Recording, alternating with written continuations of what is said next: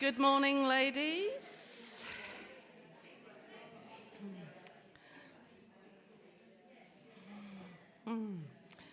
A big welcome to our annual WOW breakfast. We hope you've had a nice breakfast. We're going to be a bit cheeky and say, can you hang on to your mugs for coffee time, just to save us having to go to the kitchen now and wash everything up so that we can reuse it. If you do need a clean mug because you're changing drink, there are some, so please don't be, please do ask. We're very excited today to welcome Helen Thorne. She's written this book, which is Hope in an Anxious World, and this is going to be her topic this morning. And Christopher Ash gives a lovely testament on the back of that. It says, earthed in experience, informed by counselling skills, and written in an easy-to-read style, this book will be a help to many. So we look forward to what Helen's got to say to us this morning. Before we start, I'd just like to pray, thank God for our breakfast, and commit this time to him. Father, we just thank you so much. We thank you for all your blessings, and we thank you for providing this food this morning. And we thank you too for Helen and her commitment to you. Father, we just ask that you'll be with her now as she comes to speak to us, that you'll guide her thoughts. And Father, please make us receptive, that we may learn more of you this morning so that we can go out and help others. And we just pray this now in your name. Amen. Over to you.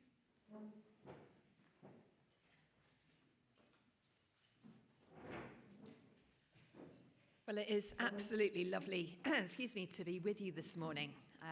I have been up here once before. That was a joy and a delight, and it's always nice to come back and see a few familiar faces. For those of you who haven't met me in the past, I work for an organisation called Biblical Counselling UK, which is an organisation that helps connect the riches of Scripture to the realities of life. But I'm not here just as someone that writes books or does counselling. I'm here just as a normal human being that struggles with life.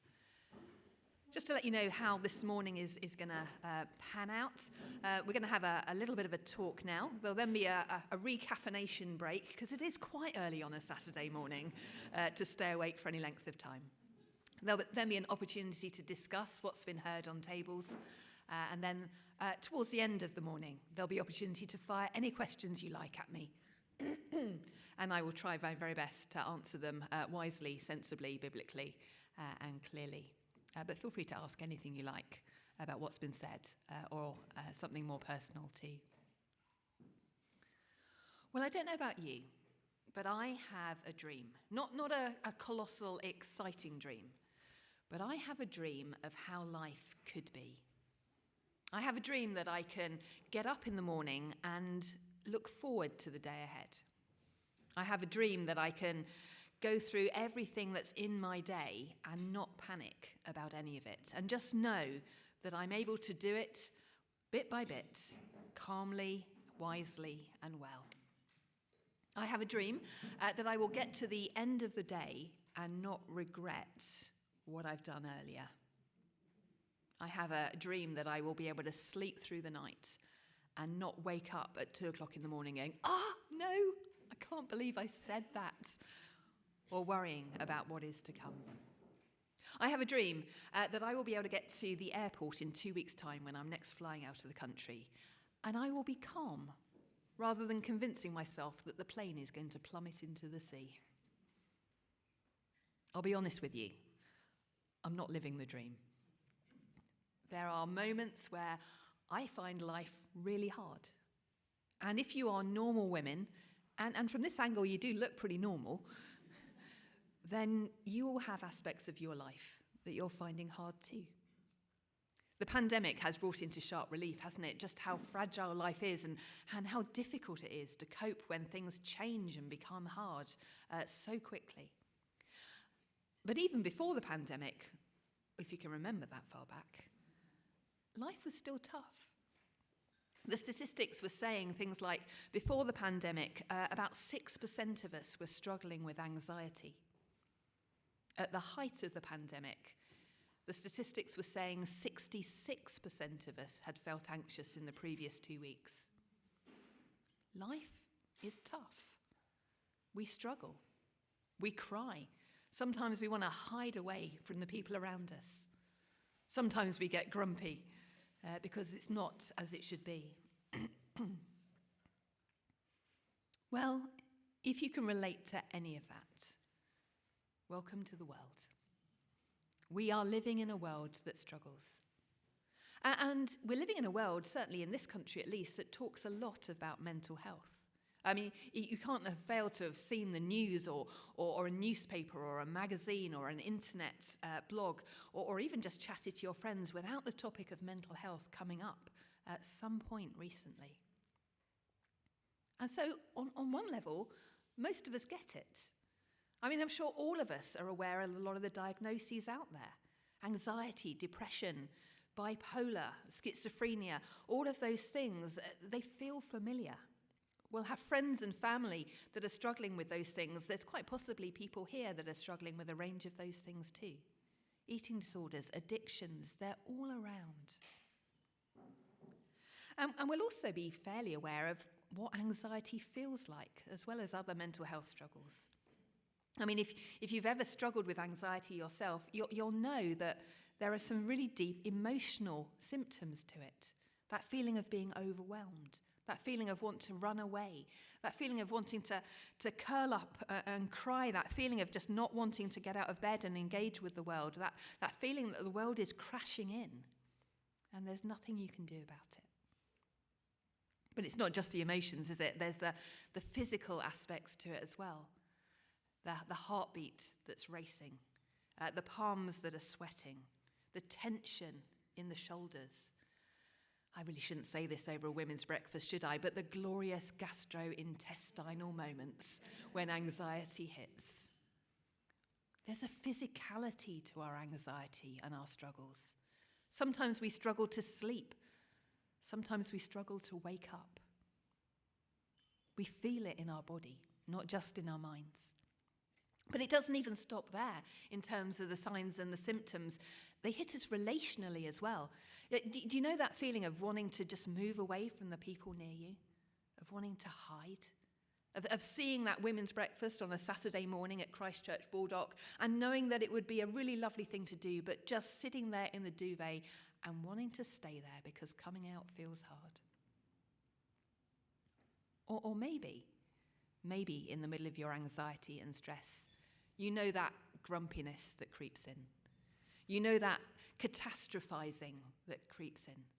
You know that sock on the floor is just an accident or a moment of carelessness with someone else in your family.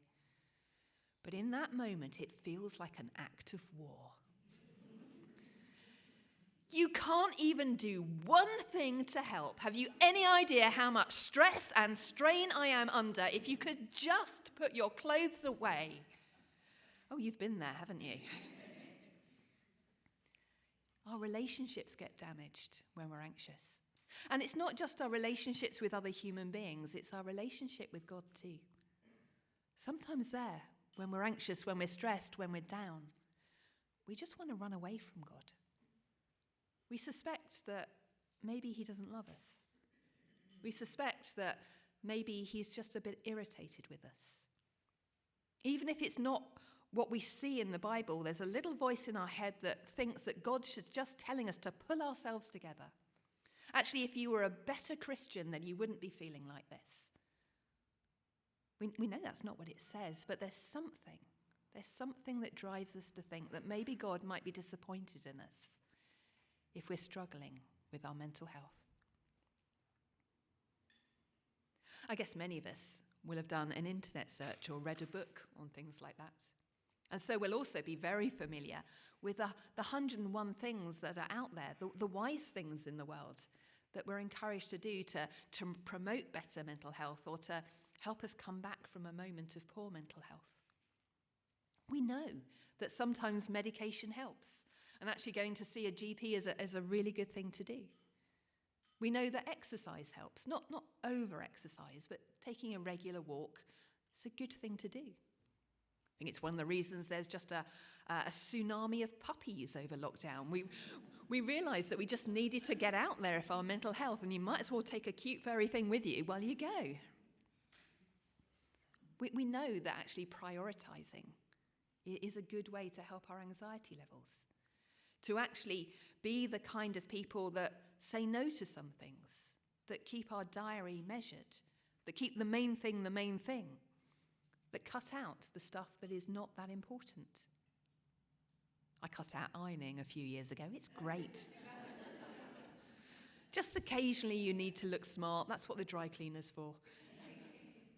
Highly overrated, the ironing thing. We know that actually taking time out to just be quiet, to look at the world around us, to revel in the place that we've been put, to appreciate the created world. That's the kind of thing that can calm us. And then physiologically, we know that actually looking after our breathing helps. I mean, I know we know the basics of breathing, in and out. It happens quite naturally. But in those anxious moments, those slow breaths in, those slow breaths out, they can physiologically calm us. And any of us that have had a panic attack will probably know there are things like grounding techniques that can help too. The things like look around the room, 5 things that you can see, 4 things that you can touch, 3 things that you can hear, 2 things that you can smell, 1 thing that you can taste, or this morning, 5 things that you can taste that will bring you back. And for those of us in relationships, and I know that won't be all of us here, the power of touch. We know how important it is to be held when life is hard. The human body is wired in such a way that it responds to touch much more quickly than it responds to words. That's why in the moment where we're crying, when we're shaking, when it's all going horribly wrong, that if there is someone we love in the room and they put their arms around us, it makes such a difference. To be safe, to be held, to be known. All that wisdom is out there in the world. And there are opportunities to talk as well. You'll have seen the adverts maybe on sort of the railway stations, talk to somebody. Don't bottle it up. Share it with someone that cares about you. All of those things are right and good and true and helpful in our world, which is crashing down with problems with anxiety and mental health. But is that it? Is that everything? As people that are Christians or maybe thinking about it, as people that open God's word from time to time, is that all it gives us? Breathe deeply, go for a walk, and don't do too much? Well, what we're going to look at this morning is what the Bible tells us about anxiety and mental health. Not everything. We'd be here for a very long time if we did that. But we're going to give an overview of what the Bible says. And I hope that as well as it being informative, it'll be something that lightens our heart and spurs us on. Because I reckon there's a lot of us in this room that are feeling anxious. We may not all have admitted it to somebody, but underneath it's there. And so let's go on a journey and see what God has to say. It's worth saying that we're probably in different places as we come to this bit. I call it the Goldilocks Principle. Some of us might be a little overwarm and expect too much of the Bible. Some of us might be a little bit cold and not expect very much of the Bible. And our aim is to be just right as we eat our Bible porridge this morning. What do I mean of that? And there might be some people here that think the Bible's actually got nothing to say on mental health.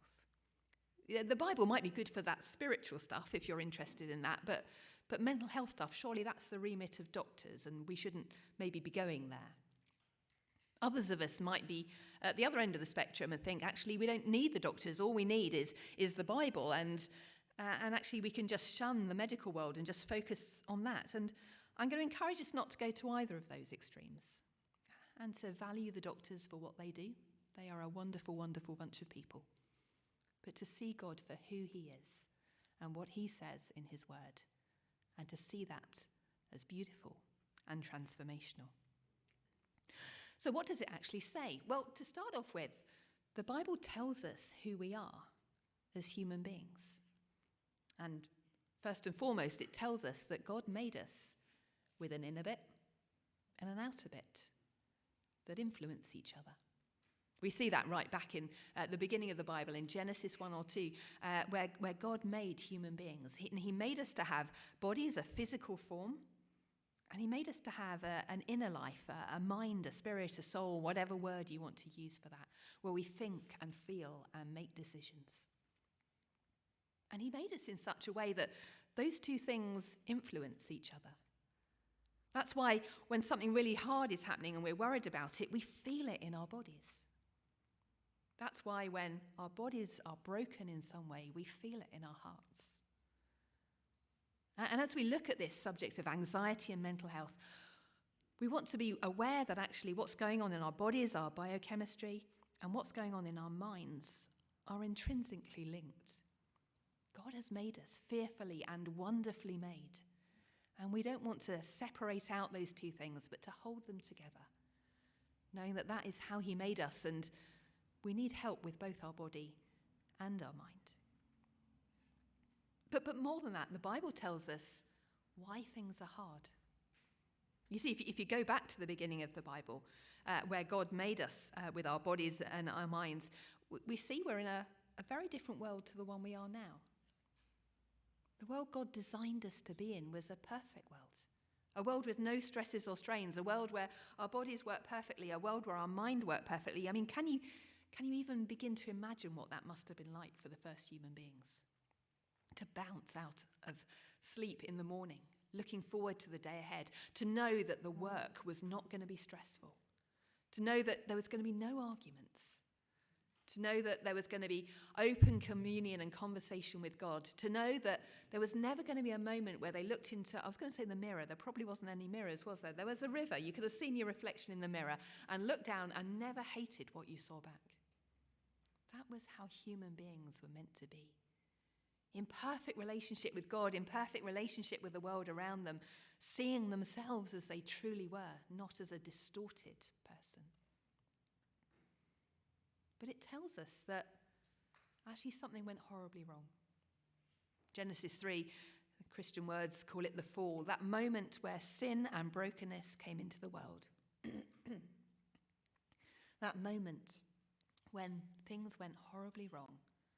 And the relationship between God and humanity got broken, the relationship with humans and humans got broken, the relationship between us and our environment got broken, and from that point onwards, illness and struggle and trauma and pain was part of the deal. And from that point onwards, there have been things coming at us that are hard, things going on inside us that are hard, and things coming out of us that are hard. And it is those things that play into the mental health struggles. The things that come at us are things like bullying or abuse or just slightly hard words from the people around us. Things that come like work being stressful, things that come like relationships being stressful. All the things that come at us, not necessarily our fault, but you can't avoid them. Things like pandemics coming at us. They make life hard. There's also ways in which our bodies are broken. Our biochemistry just doesn't work as it should. Our bodies hurt a little bit. We're all women here. I can be honest. Sometimes I pull back from this when there are men in the room, but we're all girls. Let me just say one word. Hormones. How many of us know the reality of being absolutely calm and rational on a Wednesday, and then Thursday, it's like the whole world has fallen apart. Our hormones take us on a roller coaster. My personal favourite meme as I hit my 50s on social media is the one that says, if I knew how much of my 50s I was going to spend crying on the bathroom floor, I would have bought different tiles. It feels like my life at the moment. I know that so much of life is okay, and yet my hormones are telling me it's not. Our bodies are not working as they should. And that matters. That impacts our mental health. The stuff that's coming at us impacts our mental health. The stuff that's going on inside us impacts our mental health. But there's also the stuff coming out of us as well. The stuff where we are actively making decisions about how we relate to God, about how we relate to others, about how we relate to ourselves. And I won't cast any aspersions on anyone in this room, but just looking at my life, my goodness, sometimes I make it harder than it needs to be. Sometimes rather than believing that God has made me to be a precious child, I think of myself as a miserable worm. It's not true. I've chosen to think that. But it makes life so much harder. Sometimes I know that actually moving towards that person or forgiving them and loving them will make that relationship work so much better. But I get grouchy and grumpy and I don't want to forgive them. I want to make them pay. I make it much harder. Sometimes, rather than listening to God and his goodwill and good ways for the world, I push him away and go, no, I know better, Lord. Let me make decisions about my life. I don't need you to give me some idea about what to do. I'm going to make this up. And it goes horribly wrong. Our mental health is impacted by that too. The stuff that's coming at us that we have no control over, the stuff that's going on inside us that we have very little control over, the stuff that's coming out of us that we have a lot of control over. Those things interplay. And so often in that mix, we find ourselves spiraling down, anxious, sad, feeling like life is out of control. But in the middle of that broken world, the Bible also thirdly reminds us, not just that, we are made to be body and soul, not just that the world is broken, but in the middle of that broken world, mental health struggles are normal.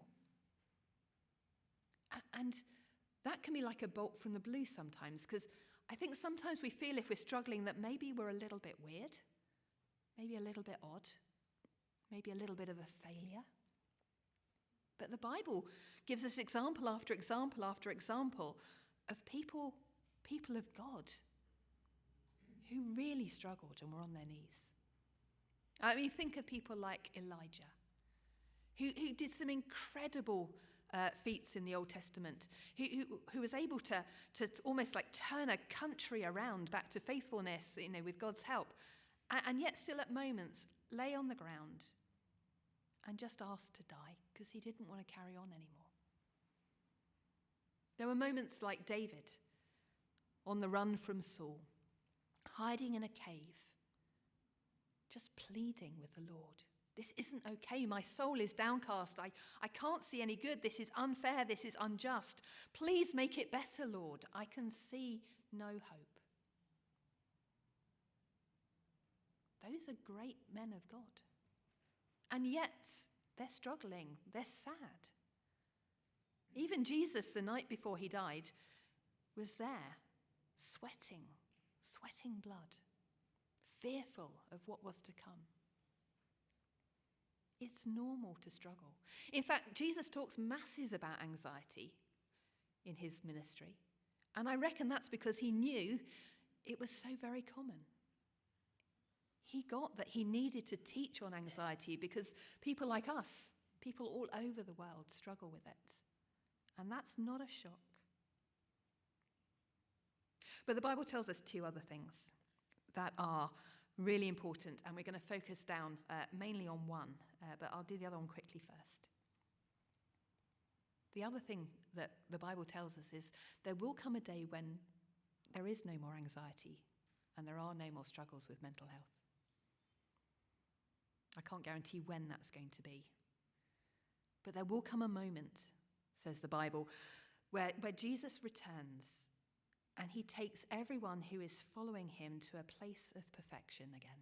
It's like rewinding back to the beginning of time, rewinding back to that place where there are no external stressors, no biochemistry going wrong, nothing coming out us that hurts others. Back to perfection where there is no more anxiety, no more stress, no more depression, no more bipolar, no more eating disorders, no more addiction, all gone, never to return. And that means even if today is a spectacularly hard day, there is a future to look forward to that is good. One of the messages of the Bible is that there is no such thing as an unhappy ending for those who are in Christ. Oh, it can get hard in the meantime. I'm not being naive in the slightest. The bumps, the twists, the turns, the ups and the downs, they can be desperately hard. But the end is beautiful, joyful, something to look forward to in his good timing. And finally, fifthly, and this is the longer one, which we'll spend a bit more time on, the Bible tells us that in the meantime there is hope and help. God is not a God who is distant. He doesn't just sit up in heaven looking down on Letchworth and Baldock and Hitchin and going, oh, they're having a tough time, aren't they? He is a God who is active and good and kind and involved in the lives of people like us. And what I'd like us to do for the remainder of our time is to look at what that hope and that help might be. If you're anything like me, then in times of anxiety and stress and despair, all kinds of thoughts flood through my mind.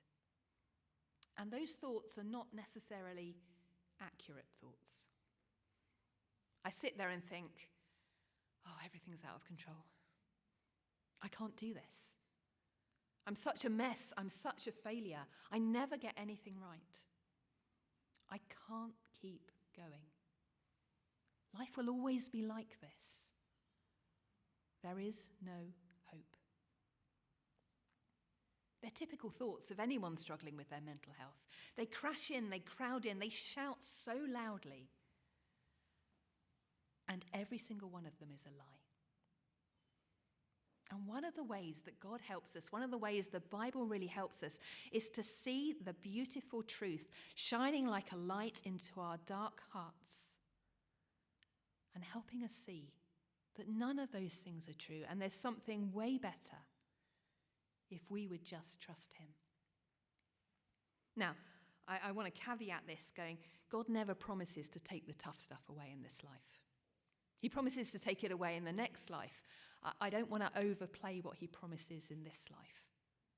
Sometimes things get massively better. Sometimes they get a little bit better. Sometimes they remain hard, but we can process it differently. But there is always this hope and help on offer. And let's look at some of the things he says in response to some of the lies that we think and feel. Firstly, I'm all alone. It feels like that, doesn't it, in anxiety? It feels like it then we sit there and go, no one really understands what I'm going through. No one really loves. No one can really help me. No one can actually be with me in this. I've got to battle this by myself. But in a psalm, Psalm 139 in the Old Testament, the psalmist says these words, "You have searched me, Lord, and you know me. You know when I sit and when I rise. You perceive my thoughts from afar. You discern my going out and my lying down. You are familiar with all my ways. Before a word is on my tongue, you, Lord, know it completely. You hem me in behind and before, and you lay your hand upon me.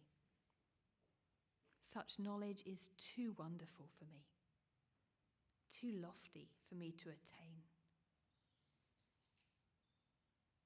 You're not alone. You can't be alone. The God of the universe knows you so intimately. He knows your thoughts, he knows your struggles, he knows your fears. He knows what's lying ahead, he knows what's gone past. He knows that really painful memory that you've never shared with anybody. He knows. And he's with you in it. And he will never leave you.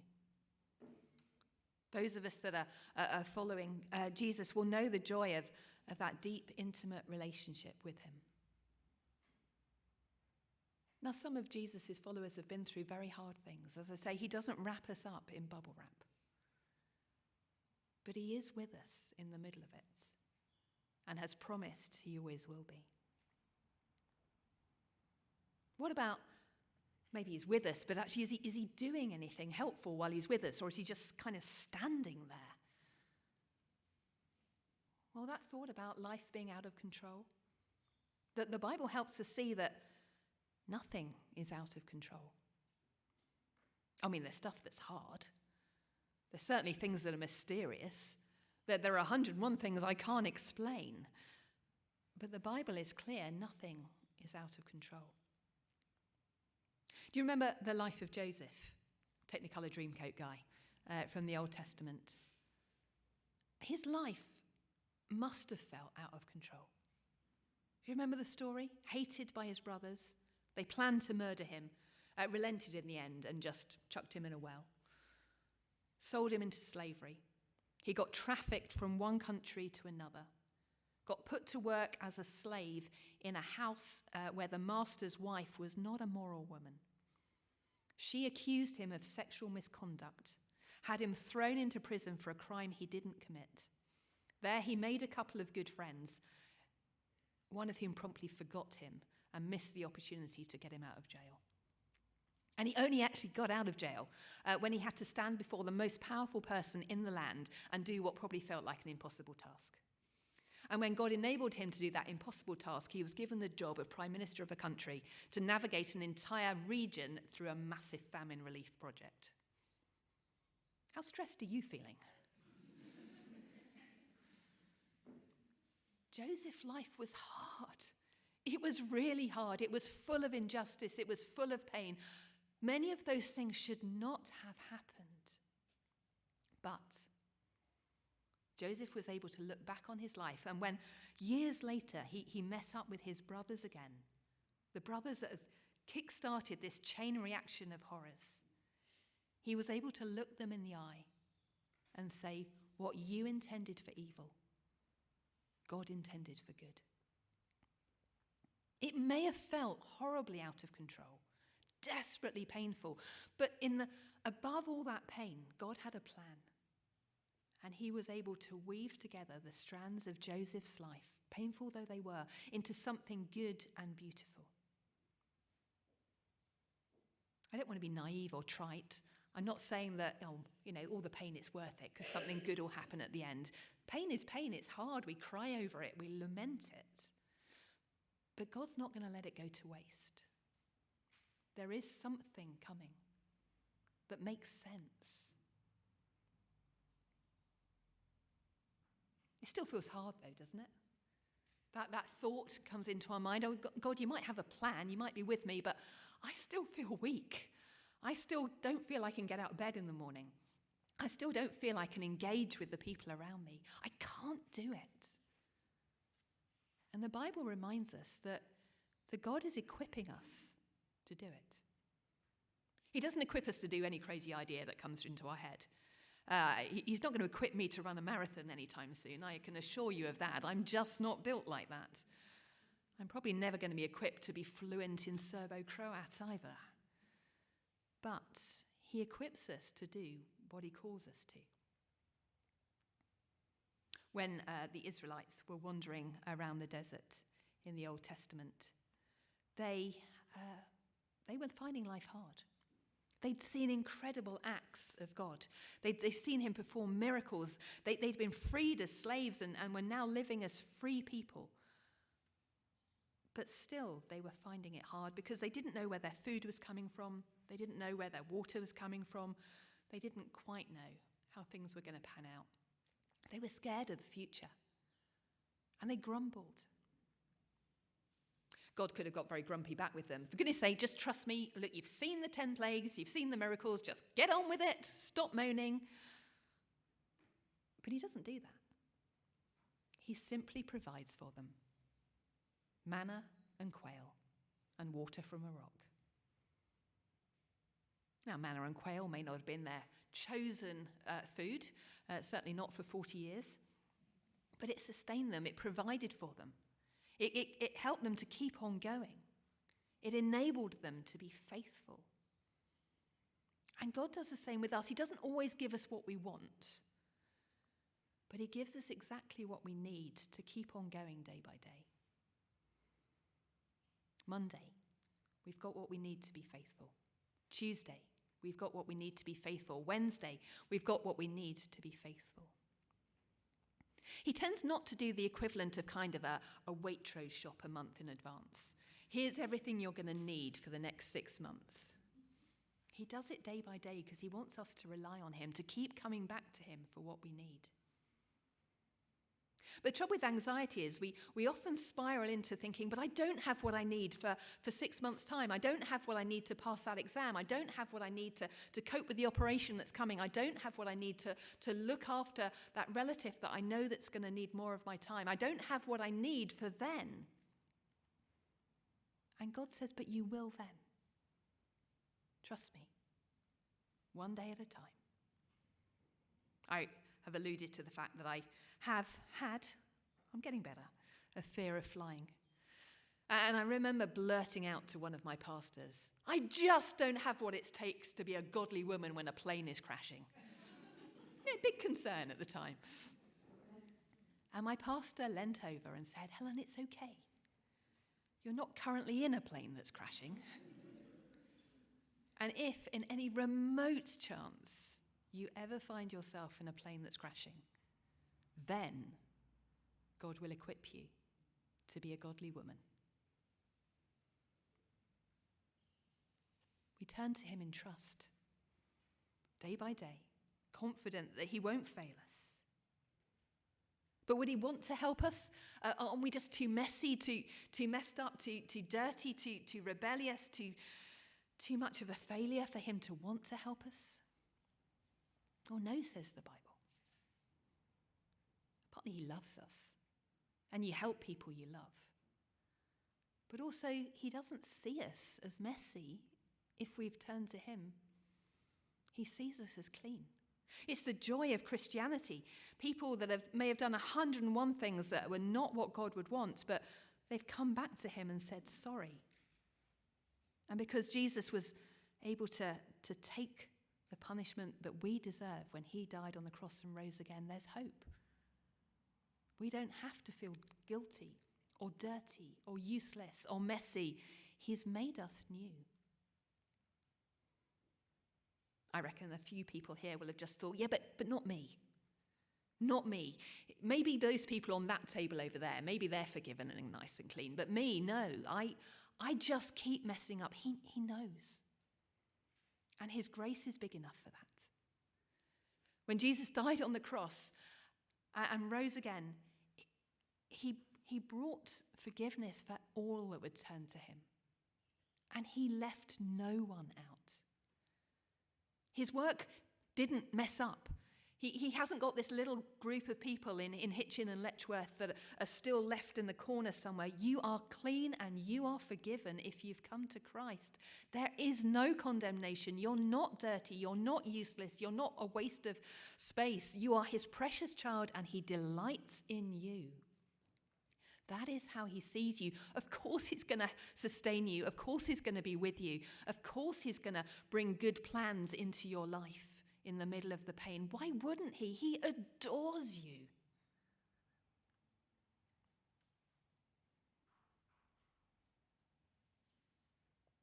And even on those days when we feel that we just can't let that sink in, he still doesn't give up.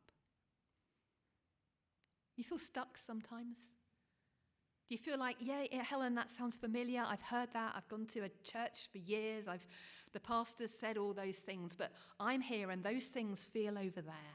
It feels like a disconnect and I can't quite reach them. Well, he says, let me just change you little by little. Let me just take your life and make you a little bit more conformed to the person I know you can be one day at a time. It's a process of changing our clothes, if you like, taking off our old self, putting on our new self, having our mind renewed. That's a process that you'll find in Ephesians 4 in verses 22 to 24. And it works a little bit like this. When the thoughts come, oh, I'm such an idiot, I'm so useless. We're like, oh, no. That's my old self speaking. That's not what's true. Let me remind myself of what God says. I'm his precious child. Because of Jesus, I'm clean. Because of the Holy Spirit's work inside me, I'm gifted. Because of his good purposes and plans, I have hope. Oh, yeah, I'm not useless. Sorry, Lord. Let me turn round. Thank you. I know I'm not perfect in and of myself, not by a long shot, but thank you that you have made me special. Thank you that I can be confident in you and who you have made me to be. And as we go on that process little by little, and it can take a long time for some of us. Really, it can. But bit by bit, we can start joining the dots between where we are and the struggles we face and the truths that I've just been talking about, and they become more and more real. And we can see ourselves as God sees us. Sometimes it feels like we look into one of those fairground mirrors, you know, those concave and convex mirrors. They were such a big thing when I was younger. I haven't seen them much of late. Things are more technological now, aren't they? But you used to look in those mirrors and you didn't actually get a perfect image of yourself. You got an image, you got a head the size of a planet and a waist the size of a pin.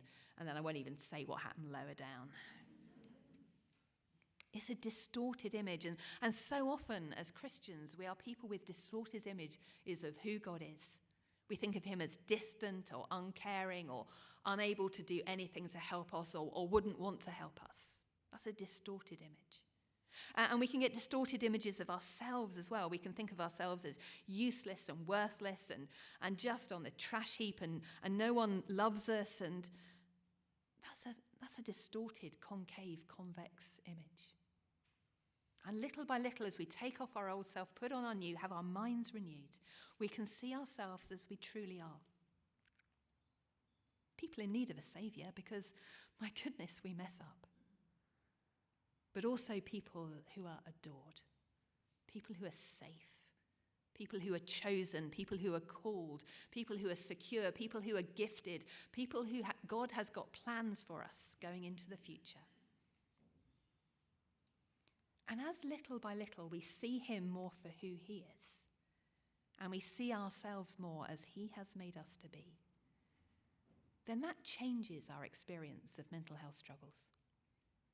It doesn't make them disappear. Sometimes our biochemistry keeps on going astray, and we really do just have to live with the consequences of that sometimes. But it reframes our struggles. We don't have to battle our mental health alone. We have him. We don't have to battle our mental health without strength. We have his strength.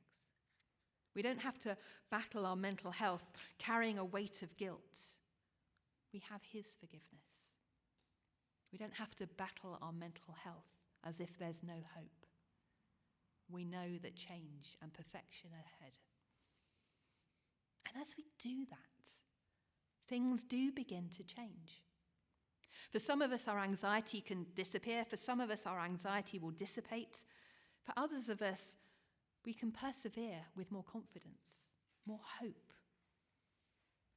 And when you tie that together with the people around, the community that God has given us, these people around your table, they're not just other random people eating bacon butties on a Saturday morning. These are your sisters. These are your family. And part of the job of family in the tough moments of life is to link arms and go, okay, this may not be easy, but we can do it together. Eyes on Christ. Let's keep walking forward until that day we don't have to struggle anymore. Well, I've thrown a lot at you this morning. But I hope there's something in there that's going to bring some hope. Something in there maybe that's new for you to hold on to in the toughest of times. Something that reminds you that this stuff is for you, not just for other people. It is for you. But what we're going to do now is just take a little break. We'll take a break till about 10 past 10. Get some more caffeine in you. It looks like there's still some yummy stuff on the table at the back. I'm pretty sure seconds is allowed. They don't want to take it all home. And then we'll come back again at 10 past. And what we're going to do is going to spend a little bit of time just chatting things over in tables, and then you get to fire any questions you like. But go recaffeinate, and we'll come back in a minute.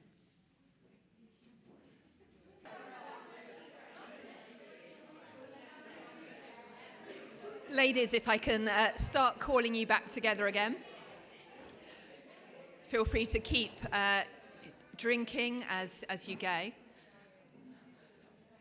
But it's very easy on mornings like this, isn't it, to hear something and then to nod and then to go home and life continues pretty much the same. And so what we want to do is to ensure that we've really grounded this, not just in the Bible, not just in what I've said, but grounded this in your lives too. Now, I don't know who you're sitting next to. You might be sitting next to a really good friend, in which case I would encourage you to be very open and honest with them. You might be sitting next to someone you don't know, in which case be really open and honest with them. You never need to talk to them again. It might be that you don't want to share everything, and that's absolutely fine. But over the course of the next 20 minutes or so, and I'll call us back together just a bit after 10:30, 3 questions. I haven't written them down because I reckon you can all remember, and you can use your fingers if necessary. So question number 1 is, what have you learned? What surprised you or encouraged you or challenged you this morning? So the stuff we've been hearing about God, how has that struck you? That's question number 1. Question number 2 is a little bit more personal. There we go, thumb pointing at me. What are you going to think or say or do differently in the light of this morning? Just one thing. You don't need a 10-point program. Just one thing that you're going to take home and try. One thing about God, maybe you're going to remember. One technique you're going to try and put in play. And then there we have our third finger, pointing outwards. One way that you can encourage someone that you know is struggling. Okay? So first of all, one thing that struck you, one thing that you are going to apply to yourself, one thing that you are going to do to help someone else. 20 minutes on your table. Be as open and honest as you feel you're able to be, but no pressure to self-disclose lots. See you in 20 minutes.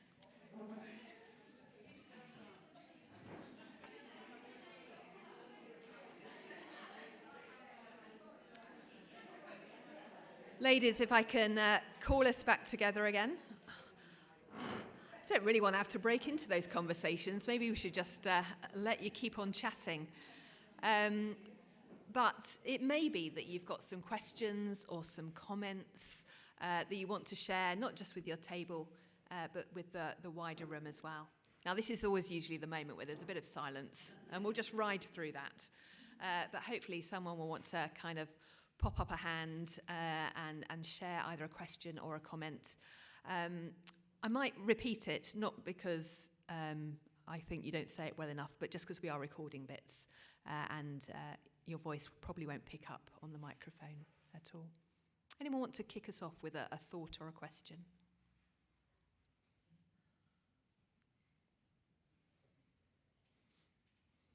Yes.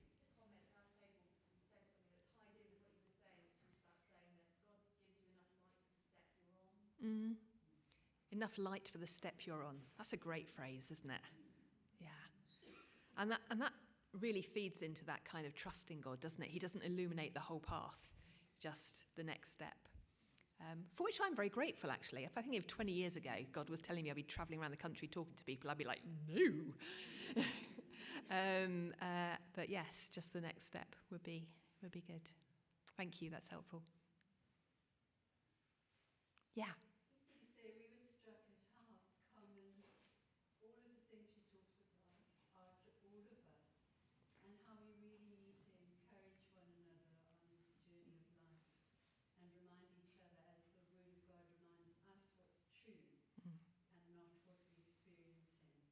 Thank you. Yeah, we really do need that each other in this journey.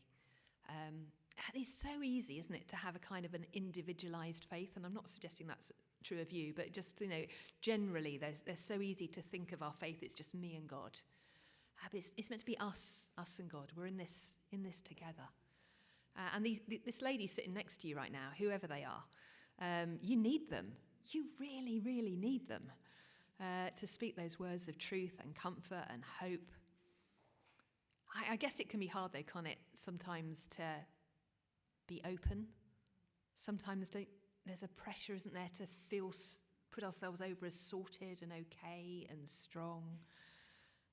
And maybe it's just time to have a deal of like, yeah, we're a mess, let's just own it. And we'll work with each other and walk with each other in that. Yeah.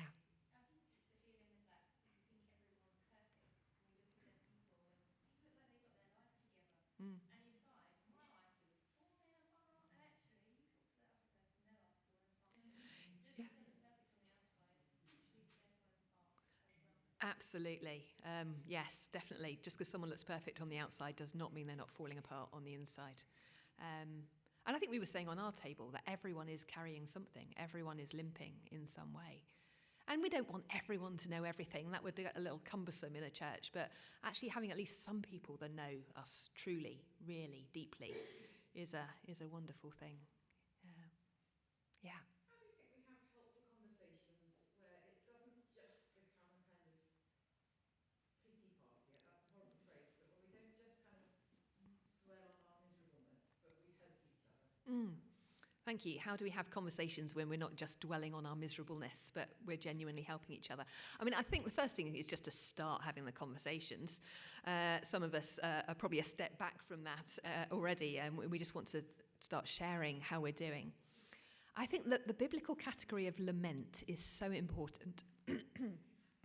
I think sometimes we think in the Bible we're called to a victorious life, and there's an element of truth in that. But you've got the Jeremiah laments, David laments, Jesus laments. We've got an entire book of the Bible called Lamentations. And actually recapturing what lament is, I think, is quite important in the evangelical church. And what lament does, just to prove that I'm not completely going off-piste on your question, is that it takes us on a journey. Yeah, a lament basically has 4 parts. The first part is calling out to God. It's like, God, are you there? I need to talk to you. Part 2 is complaint, which is fixing with your question there. Life is hard. This hurts. This isn't fair. I want this to change. Part 3, which is then when we move away from the complaint, is kind of like a petition or an asking. God, I'd love you to do this. Bring justice. Bring hope. Heal me. Enable me to persevere. And then, in the end, part 4 is trust, where we say to the Lord, but whatever you choose to do, I will trust you because I know you are good and I know you are God. And I think if we kind of model some of our conversations on that lament pattern of actually going, let's have this conversation intentionally before God. Let's be real about what's hard. We're not sugarcoating this. Life is tough sometimes. Let's pour out our hearts. But let's not stop there. Let's go on to actually praying and asking God to change this and actually expressing our trust in the Lord. That takes us on a place where we can be real about the tough stuff, but it takes us to quite a positive place and a hope-filled place. And along the way, let's remind each other of some of those truths that we were talking about earlier. Because we forget, don't we? We forget that God is sovereign and good and loving and kind, and we can then help each other. Yeah. No, I was just going to share with you what I do. When I meet all my Christian friends, we had coffee mornings together, 6 or 8 of us, whatever. And because of the COVID and all the sort of mail you keep getting and all the because of the media, you hear what's going on in every country in the world. I call it happy hour. And as they walk in the door, I've got it on a piece of paper, and I say, right, we're not going to talk about anything negative to start with. We're going to have happy hour. Well, they're here, sitting here with me. And they're smiling. And the first time I did it was quite amazing because we were finding it very hard to talk about anything other than problems. Yeah. And as much as we share our own problems, but that was fine. But even in our problems, we had to try and think of something that was positive. Yeah. Happy hour. That's what we do. I love the idea of happy hour, and that really chimes with what the Bible says, isn't it? Think about, now I never remember the exact verse and the phrase, but whatever is beautiful, whatever is good, whatever is, where is that? Someone help me out.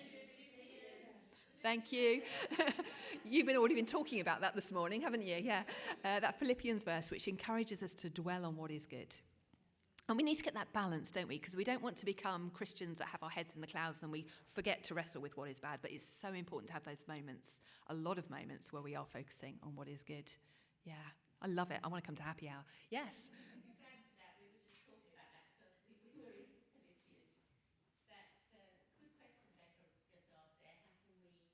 How can we help each other when we've got difficulties and we're opening up?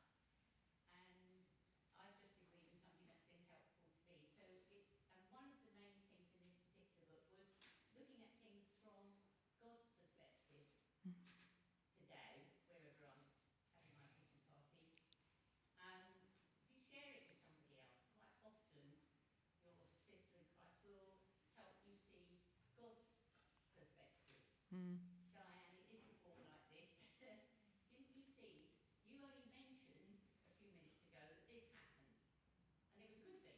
Yes.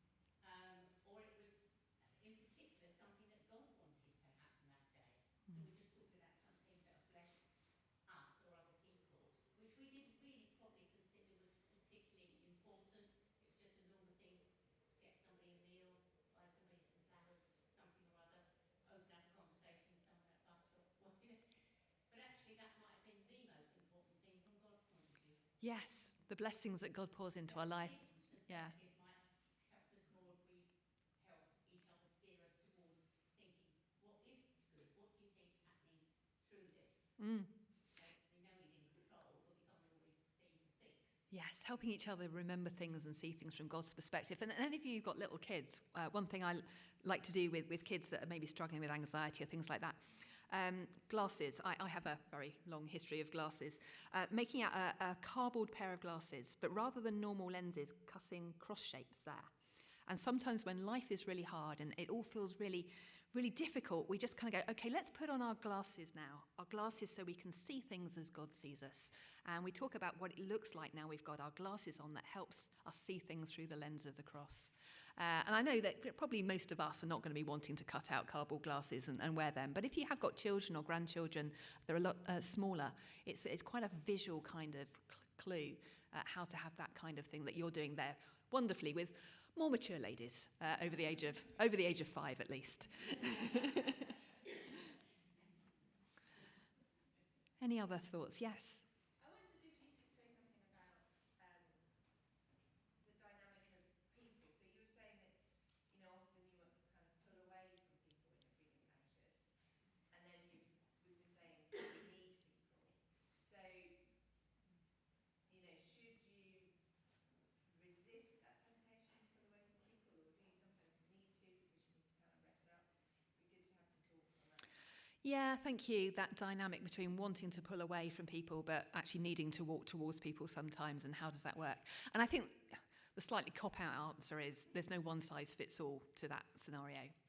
We all need rest. And I think one of the reasons that anxiety can get a little bit out of control in my life is like I push on and I push on and I push on and I try and engage and I go and talk to another person. And actually, I'd be actually far better off if I was on the sofa watching a James Bond film for a couple of hours. And we've got to get away from that sense of withdrawing is something wrong or guilt-inducing. Sometimes it's absolutely right to stay in bed. Sometimes it's absolutely right to have a day off. So I am a big fan of the duvet day occasionally. It's not something you want to do regularly, but a day with a duvet, your favourite film, and for me, a large box of marshmallows. Very happy. And we must not be ashamed of that. But actually, if that becomes a habit and our default is moving away, then actually what we're doing is probably removing ourselves from so much of the help that encourages us to keep going. And I think initially when we're in that big kind of anxiety place, baby steps is what's needed. It's not that we run back to hundreds of people. We have to walk back towards people slowly. And so I sort of often say to people, if they're having a really tough time, well, start with a few text messages and then go for a few WhatsApp conversations and then try a short phone call and then meet up for a half-hour walk. And so you're gradually reintroducing people into, I'm not into revolutions, baby steps all the way. And be wise about who you spend time with. I mean, God has put us in a church and we're gloriously diverse, especially in our personalities. And some people are larger than life and just the life and soul of the party. And some people are really introverted and quiet. And believe it or not, I'm on the really introverted and quiet end of the spectrum. I just love being in a corner by myself. I know my job doesn't give that impression, but that is my personality. And we can work within that. And just spend time with people where they are going to love you well and you can love them well. Initially, at least, we want to move to the point where we are loving all people, but initially when life is really hard, spend time with people that it's going to be easier to spend time with and spend time in a context that is going to work well. When I had really bad anxiety, 10 years ago now, another friend and I who also struggled with anxiety, we had anti-socials. Because the concept of actually going and be sociable with somebody was hideous. Just didn't want to have that. So what we did is we both went to a coffee shop together And then we each had a book and ignored each other. It was glorious. But the reality is, because we were in that coffee shop, we didn't ignore each other completely. Something beautiful got shared between us. But the setup was non-threatening because we'd set it up that we didn't have to talk to each other. The pressure was off. But actually, because we were there, we did end up talking to each other just a little bit, and that was beautiful. Few ideas there. Take what's helpful, leave what's not. Yeah. I think sometimes, so like with anxieties, I found like depending on what it is, like changing my mindset. So if my brain says don't go today, like I've been off work 7 weeks because I was so sick. Go to work today, lick of the sack thing, like go to holiday. Actually pick yourself up, go, because in the end you don't get sacked. 9 times out of 10 you don't. And all those worries up there, and those anxious sort of feeling, oh my gosh, this is they go because actually someone kind comes up to you and says, I'm really glad you're here today, or so sometimes I think it's trusting in God and saying to God, what shall I do? And then Yeah. going and actually realising that most people do care and they're really kind. Yeah. And that's where some of those negative thoughts come in. We catastrophize sometimes about what's going to happen if we go somewhere or do something. So I think you're absolutely right. There are moments where we just pick ourselves up and go, I'm going to do this anyway, and I'm going to enjoy the experience of actually it was nowhere near as bad as I thought it was going to be.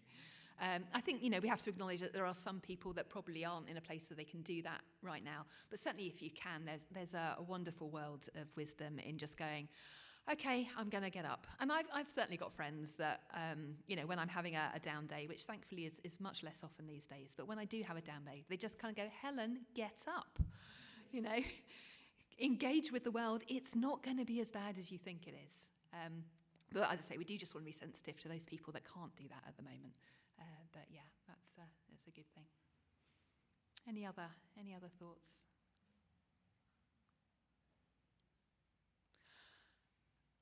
Helen, you're in the kitchen somewhere. Hi. No, that's all right. I had one question earlier, which was, if people want to get hold of the recording and they're not a member of Christchurch Bulldog, how would they go about doing that? I can put a note on Facebook, but alternatively, you've all got my mobile number, so just message me and I can let you know that it's up. I haven't talked to the tech people yet, so I don't know how long that sort of takes, but I would think it'd be 1 to 2 weeks. Does 1 to 2 weeks sound about right? Okay. So make a note in your diary in 2 weeks' time to text Helen, and it should all go smoothly. Thank you, that's great. Any final thoughts? It might be nice to do a tiny bit of praying before we close. I know not everyone here will necessarily want to pray, and that's fine. Feel free to sit and think about what you're going to have for lunch. Not that I need any lunch, but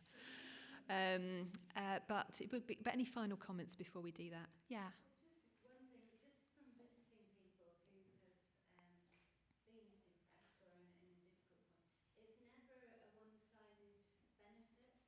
So I've always benefited from visiting people, and it's a mutual encouragement. So I think people often feel that they're being helped, but actually you're also helping the person who's spending time with you, and I think it's important to remember that. Oh, absolutely, yes. When you get to go with someone that's struggling, you're going to be blessed. You're not just helping them. I really had an illustration of that when I was at the beginning of the pandemic. A lady that I walk alongside and read the Bible with, just incredibly broken in so many ways. But she sent me an envelope, and inside that envelope there were, I think, 8 other envelopes, all to be opened on the Monday mornings. And she had handwritten Bible verses and prayers for me to start each week of the lockdown. I was so touched and so encouraged. And she's not a lady who will ever lead a Bible study or pray out loud or feel she's able to do anything. She is very much in her bedroom and staying in her bedroom. But yet still, well, I'm telling a bunch of strangers about her. That's how much it moved me. Yeah, there's always blessing there, even if it's a quiet conversation. I think there was one last hand that popped up and I missed where it was. Yes. I'm not sure what to say, but one of the things that came up as well is often I'm in a place where I think I've got to get myself sorted before I come back to God, because I feel I know the way it's supposed to go is that I'm supposed to go to God and praise Him and worship Him first and focus on Him first.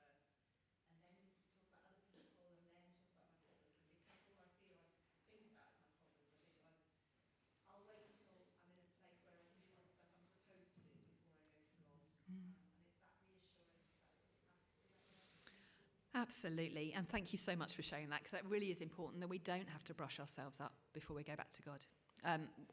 I'm rather into Lord of the Rings. You might love it, you might not love it. But I love those kind of battle scenes where you have to run to the stronghold, Helm's Deep, or wherever it is. And it's very striking, isn't it? When the alarm goes, you pick up maybe some apples, but that's all you do. You don't go, oh, look, there's a marauding army coming towards me. Let me do my hair. Let me just make sure the washing up's done before I go into the fortress. You know, you don't do that. You just pelt to the safe place. And I think as Christians, we need to get that. You go to the rock and the refuge messy. You don't go to the rock and refuge sorted out. And yeah, thank you for that wonderful reminder. Come back to the Lord, no matter how messy it is. And those arms are open wide. And that is guaranteed. We've got 6 minutes. I'm getting a nod from the back. Why don't you just have a little moment of prayer on your tables, if you want to. It's not compulsory, but why don't you just pray for each other in 2s or 3s or 6s, whatever works.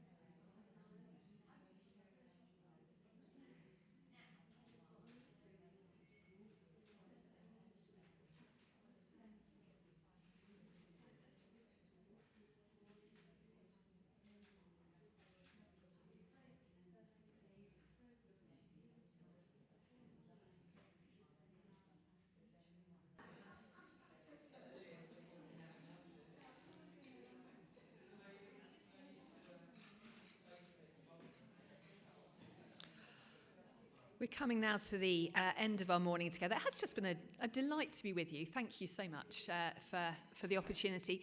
Helen, what do we need to know? Is there anything now that we need to know? There are books available at the back for donations if they run out, or if you want some of them, there's only one copy.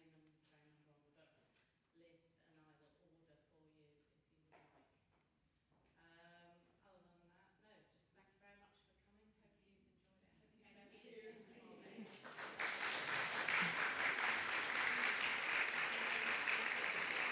you.